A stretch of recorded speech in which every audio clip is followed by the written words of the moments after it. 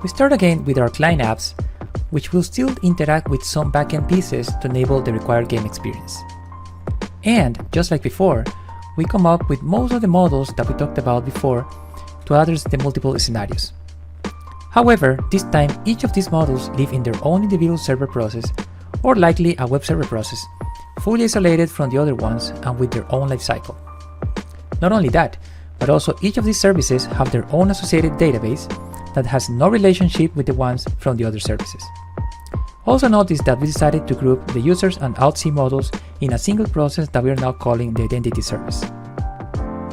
But even when these services are now independent, they still have ways to collaborate with each other so that, for instance, when a purchase starts in trading, this service will communicate somehow with the identity and inventory services in order to achieve the exchange of yield for catalog items.